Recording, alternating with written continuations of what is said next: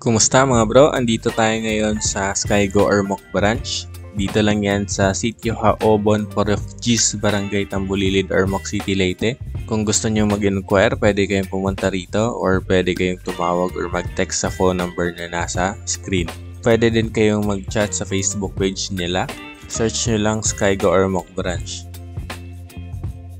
Andito pala tayo ngayon para i-review ang classic bike ni Skygo na isa rin sa mga pinakamabentang motor nila mula nung inilabas ito.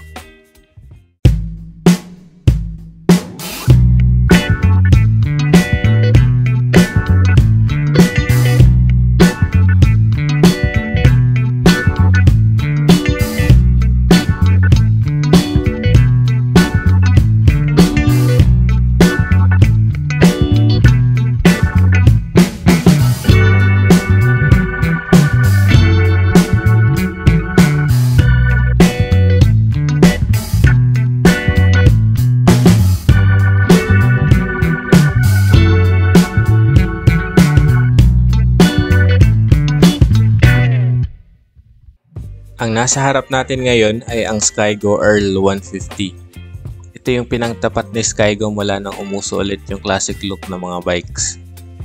Medyo matagal na mula nung inilabas ito sa market pero hanggang ngayon ay available pa rin ito ng brand new dahil nga marami pa rin kumukuha nito hanggang sa ngayon. Maliban sa pagiging classic look ni Skygo Earl 150, naging sikat din ito sa market kasi isa ito sa mga pinaka-affordable na classic bike na pwede mong makuha. Ito yung harap ni Skygo Earl 150. Sobrang simple lang pero malakas pa rin yung dating. Ito pala yung headlight ni Skygo Earl 150. Halogen type pa rin pero meron na siyang park light dito sa baba. Yung lens niya plastic lang pero makapal naman kaya hindi madaling mabasag.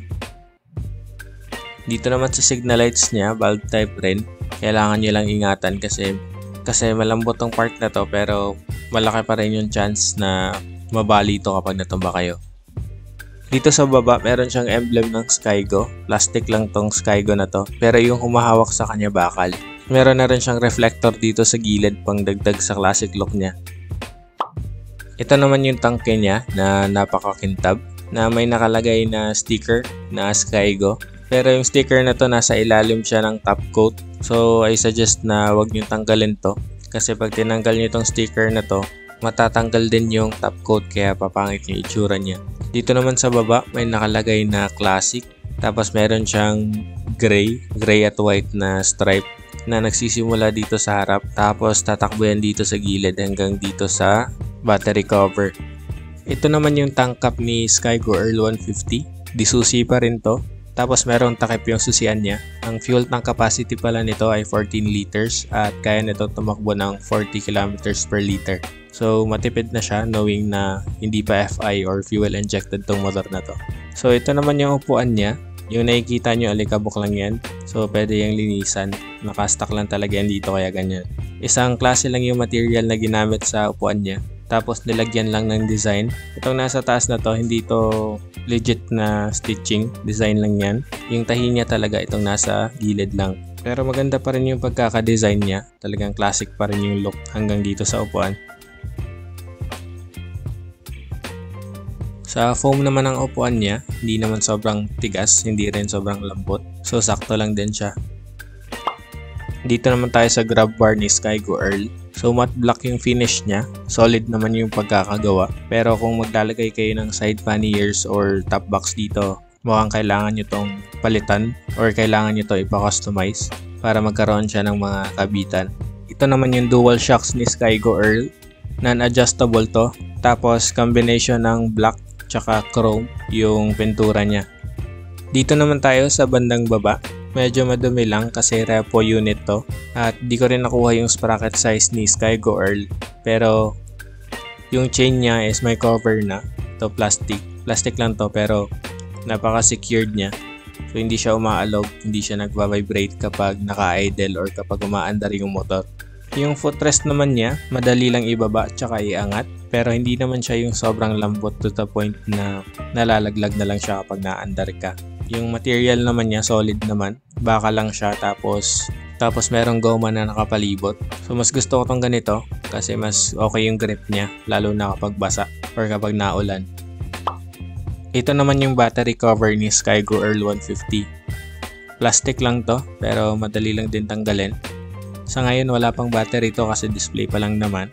Tapos meron siyang nakasulat na Earl 150. Dito naman sa baba, meron siyang naka-engrave na Skygo. Ayan, yan yung itsura ng buong makina niya. Ito naman yung side stand niya. Malambot lang, pero medyo mahirap siya ibaba kasi wala yung parang bakal dito. Yung napapansin nyo sa ibang motor na merong parang nakausling bakal dito na pwede nyo sungkitin sa paa nyo para madaling ibaba yung side stand or iangat. Yan naman yung center stand niya. Napakadali lang gamitin. Tsaka safe din kasi hindi masyadong mahaba yung apakan niya.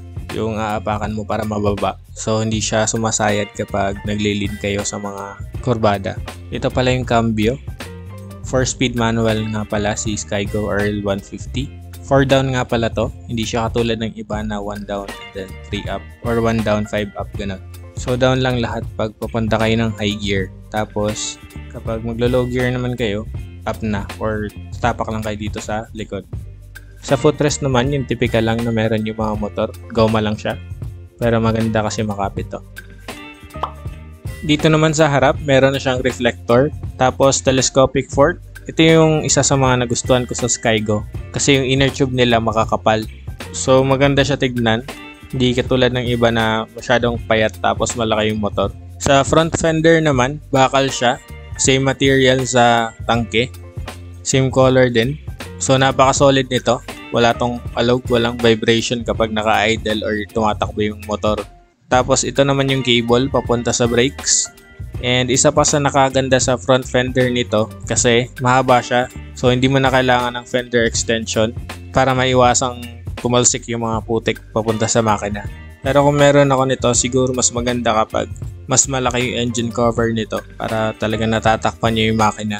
Nandito naman yung busina niya sa taas, yung maliit na to. Sobrang cute siguro ng tunog nito pero pwede nyo naman tong palitan. Marami namang nabibiling aftermarket na busina na mas malakas kaysa stock. So dito tayo ulit sa harap. Naka-disc brake na pala to si Skygo Earl 150. And naka-dual piston na rin yung brakes niya. Kaya mas maganda yung braking power nito kaysa yung mga naka-single piston na brakes. So ito yung itsura ng harapang gulong ni Earl 150. Tapos hindi pa pala to tubeless. Tube type pa rin to. Ang brand naman ng stock na gulong ay Wanshing. Ang tire size naman niya ay 90/90 R17. Ito naman yung itsura ng kabila. Andito yung cable para sa speedometer niya. So dito naman tayo sa likod ni Skygo Earl 150. Itong taillight niya, sobrang simple lang. Naka-bulb type to. So yung plate number light niya or yung ilaw para sa plate number, hindi siya nakahiwalay. Kaya yung buga ng taillight niya, yun din yung nagbibigay ilaw sa plate number. Tapos ito naman yung plate holder niya. So dito sa baba, nakikita nyo transparent yan. So yan yung ilaw para sa plate number. Meron na rin tong reflector dito sa baba. Tapos yung dalawang signal lights niya, bulb type din dito sa likod. Parehas lang dun sa harapan. Tapos yung design naman niya parang bala. Nagustuhan ko rin tong fender niya dito sa likod kasi meron na siyang extension. So talagang walang putik na tumatalsik sa likod. Yung buong fender niya dito sa likod talagang natatakpan niya yung buong gulong mo. Kaya safe na safe to para sa mga OBR natin. Ito pala yung gulong ni Earl 150 sa likod. Ang brand ng stock na gulong niya ay Wanshing. At ang tire size naman ay 110/80 R17. Tapos naka-tube type. Naka-battle type naman ang tambucho ni Earl 150. Tapos meron siyang maliit na heat guard na chrome. Tapos ito naman yung footrest. Tapos ito naman yung brake pedal para sa likod. Andito naman sa taas yung crank para sa kickstart. Tapos dito sa baba, dito mo makikita yung level ng engine oil niya. So ayan yung right side ni Skygo Earl 150. So ito yung itsura ni Skygo Earl 150 kapag naka side stand mga bro. So napakaganda niya, napaka-kintab. So para sa akin sakto lang siya. Hindi siya ganun kalaki, hindi rin siya ganun kaliit. Pero medyo maliit nga lang siya kung ikukumpara mo sa mga kasabayan niyang ganito rin, yung mga classic din ng ibang brands. Pero okay lang naman, maganda naman siya tignan. Like super simple lang siya. Wala kang kailangang baguhin. Ayan, nakasakay tayo ngayon kay Skygo Earl 150 and lapat na lapat yung mga paa ko. Walang kahirap-hirap. 5'6 pala yung height ko and so far walang problema. Yung dry weight pala ni Skygo is 106 kilograms. Kaya napakagaan nito. Madali lang siyang i-liko-liko or i-maniobra. Naka-center stand naman tayo ngayon and ito yung view kapag nakasakay ka na kay Skygo at nakaharap ka sa manibela niya. So medyo tingkayad na ako kapag naka-center stand siya tapos inilapat ko yung mga paa ko. Dito naman tayo sa handlebar ni Earl 150. So dito sa kaliwa, makikita nyo yung hand grip niya. Okay lang naman yung hand grip niya pero kung ako papalitan ko to ng mas babagay, yung mas classic tignan. And wala rin pala tong bar end. Tapos yung clutch naman niya, malambot naman, madali lang pigain. Meron na rin pala tong passing light. Tapos meron na ring switch yung headlight niya. So meron siyang off, park light, tapos headlight. So ito yung off niya kapag nakaganito. Tapos ito naman yung sa park light. Tapos pag sinagad mo, ito naman yung sa headlight. So ito yung low tsaka high na switch para sa headlight.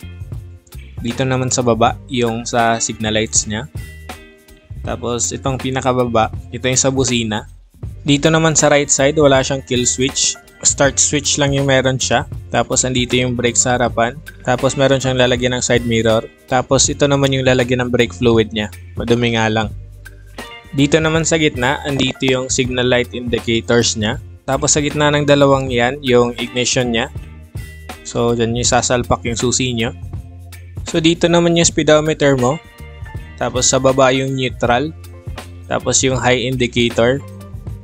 Dito naman sa gitna nila yung gear indicator.